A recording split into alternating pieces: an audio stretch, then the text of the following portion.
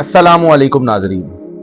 क़याम पाकिस्तान के फ़ौरन बाद ही वतन अजीज़ को अनगिनत संगीन मसाइल, मुश्किलात और बहरानों का सामना रहा है, जिनमें जमहूरी हुकूमतों का अपनी मुद्दत को पूरा ना करना, मार्शल लॉ, लाकानूनियत, दहशत गर्दी, बैड गवर्नेंस, रिश्वतखोरी, मुआशी अदम इस्तेहकाम, बढ़ती हुई आबादी, वसाइल, तवानाई और खुराक की कमी और इसके अलावा भी कई एक दीगर ऐसे मसाइल हैं जिनसे आज भी पाकिस्तान नबर्दाज़मा है। मगर इन तमाम मसाइल में जो सबसे बड़ा मसला पाकिस्तान को आज दरपेश है वो बढ़ती हुई बेरोजगारी है, जिसमें गुज़िश्ता महज 25 सालों के दौरान ही होशरुबा इजाफा हो चुका है। 1999 में पाकिस्तान में बेरोजगारी की शरह महज 0.76% थी और आज जून 2024 में पाकिस्तान में बेरोजगारी की शरह 8.1% है। आज पाकिस्तान में तकरीबन 66 लाख से जायद अफराद बेरोजगारी का शिकार हैं। बेरोजगारी आज पाकिस्तान के लिए इतना बड़ा और संगीन मसला क्यों और कैसे बन गया है, आइए जानते हैं आज की इस वीडियो में। मैं हूं आपका होस्ट सलमान लतीफ और आप देख रहे हैं माय इन्फो चैनल।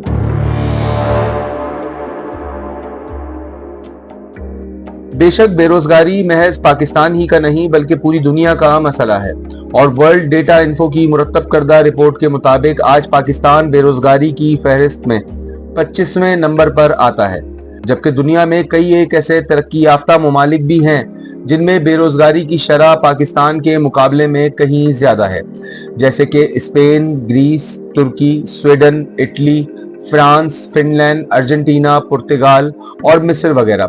ये वो तमाम चीदा ममालिक हैं जिनमें बेरोजगारी की शरह पाकिस्तान के मुकाबले में कहीं ज्यादा है। पाकिस्तान में बेरोजगारी इतना अहम और संगीन मसला इसलिए भी है क्योंकि पाकिस्तान एक तरक्की पजीर मुल्क है और पाकिस्तान में बेरोजगारी के मसले को और भी संगीन बनाते हैं हमारे मुल्की हालात। वसाइल की गैर मुनसिफाना तकसीम, सरकारी नौकरियों में कोटा सिस्टम, सिफारिश, रिश्वत और करप्शन।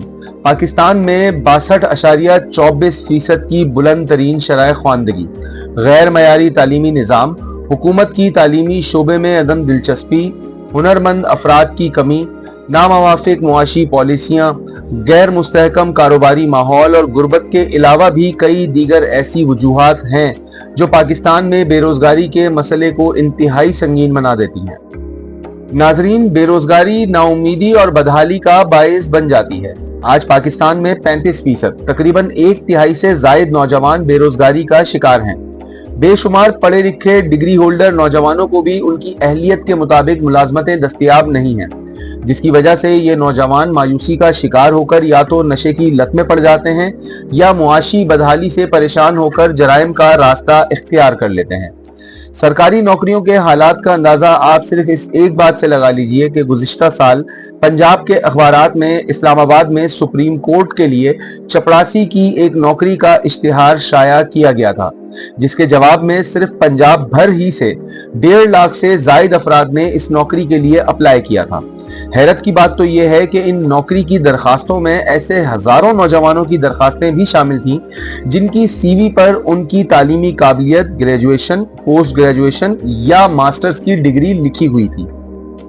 सरकारी मुलाजमतों में गैर मुनसिफाना कोटा सिस्टम ने भी बेरोजगार नौजवानों की मायूसी में बेपनाह इजाफा किया है। आज कोटा सिस्टम ने नौजवानों को इस मुल्क के सिस्टम और आईन से भी नफरत करने पर मजबूर कर दिया है। यही वजह है कि आज के बेरोजगारी ने नौजवानों में मायूसी के साथ जज्बा हुब्बुल वतनी को भी खत्म करना शुरू कर दिया है। आज पढ़ा लिखा तरबियत याफ्ता नौजवान पाकिस्तान में रहना ही नहीं चाहता। पहले नौजवान तालीम हासिल करने के बाद मुल्क से हिजरत कर जाया करते थे, जबकि आज नौजवान मुल्क में रहकर तालीम भी हासिल करना नहीं चाहते। आज नौजवानों की अव्वलीन तरजीह यह है कि वो इंटरमीडिएट के बाद किसी भी तरक्की याफ्ता मुल्क की किसी अच्छी यूनिवर्सिटी में दाखिला हासिल कर लें और पार्ट टाइम मुलाजमत करके अपने तालीमी अखराजात को भी पूरा करें और अपने मुस्तकबिल को भी मुस्तहकम कर सकें। पाकिस्तान में कोटा सिस्टम सन 1949 में राइज किया गया था, जिसका बुनियादी मकसद मशरिकी और मगरबी पाकिस्तान के रिहायशियों को सरकारी मुलाजमतों में बराबर का हिस्सा फराहम करना था। कोटा सिस्टम मुतारिफ करवाने के पीछे सोच ये थी कि इस तरह बंगाली भाइयों में एहसास महरूमी को कम किया जा सकेगा। हुकूमत वक्त की जानिब से ये एक अहसन इकदाम था, मगर शोमाए किस्मत के 1971 की जंग में पाकिस्तान दो लख्त हो गया। मशरकी पाकिस्तान बांग्लादेश बना तो कोटा सिस्टम की जरूरत ही बाकी ना रही। मगर भला हो हमारे सियासतदानों का, जिन्होंने 1973 में पाकिस्तान के आइन में तरामीम करके कोटा सिस्टम को आइनी तहफ़्फ़ुज़ फराहम कर दिया। इस वक्त कहा गया था कि ये इक़दाम महज 10 साला मंसूबे का हिस्सा है, मगर इसके बाद कभी भी इस कोटा सिस्टम को ख़त्म नहीं किया गया। आज कोटा सिस्टम को नाफिज हुए निस्फ सदी गुजर चुकी है, मगर आज भी कोटा सिस्टम के खूनी हाथों से मेरिट, काबिलियत, हुनर और अहलियत का कत्लेआम जारी है। कोटा सिस्टम का एक सियाह पहलू ये भी है कि कोटा सिस्टम को राइज करने से पहले कभी कोई रिसर्च नहीं की गई थी और ना ही कभी कोई कमीशन बिठाया गया। कोटा सिस्टम में मेरिट और काबिलियत का कत्ल कैसे किया जाता है, इसका अंदाजा सिर्फ इस एक बात से लगा लीजिए कि पाकिस्तान सिविल सर्विसेज की नौकरियों में सिर्फ 7.5% हिस्सा ही मेरिट के लिए दस्तयाब है, जबकि बाकी का 92.5% हिस्सा कोटा सिस्टम के लिए मुख्तस है, जबकि ये 7.5% हिस्सा भी हकदारों को नहीं मिलता। रिश्वत, सिफारिश और हुकूमती और सरकारी ओहदेदारों की मुदाखलत अहल लोगों का ये 7.5% हिस्सा भी खा जाते हैं। कोटा सिस्टम जिस बुनियादी फलसफे पर कायम हुआ था उसके दो पहलू थे। पहला पहलू तो ये था कि तालीमी तौर पर पसमानदा इलाकों को एक मखसूस अरसे के लिए मुलाजमतों में अलहदा से हिस्सा दिया जाए ताकि उनका एहसास महरूमी कम हो सके, और दूसरा रुख इस पॉलिसी का ये था कि चंद सालों में पसमानदा इलाकों में मयार तालीम को इस कदर बेहतर कर दिया जाए कि उन्हें कोटा सिस्टम की इन बैसाखियों की जरूरत ही ना रहे। हमने इस पॉलिसी के पहले हिस्से पर तो अमल किया, मगर दूसरे हिस्से पर अमल दरामद करने के लिए आज तक किसी गैबी कुव्वत की मदद के इंतजार में बैठे हैं। देही और शहरी सिंध के कोटा सिस्टम ने सूबे को ज़हनी तौर पर तकसीम करके रख दिया है। अब हुकूमत सिंध को जरूरत ही नहीं है कि लाड़काना और सांगड़ के तालीमी इदारों को कराची और हैदराबाद की सतह पर लाने और उनके मयार को बुलंद करने के लिए इक़दामात करे। भुट्टो साहब ने देही सिंध का कोटा मुकर्रर किया था, तो जनरल जियाउल हक साहब क्यों पीछे रह जाते? जनरल साहब ने अफवाज पाकिस्तान का सरकारी नौकरियों में 10% कोटा मुकर्रर कर दिया। अब हर कोई अपने हल्का इंतखाब को खुश रखना चाहता है। जैसा कि मैंने ऊपर अर्ज किया है कि कोटा सिस्टम का असल मकसद महरूम तबकों की मुआवनत करना था।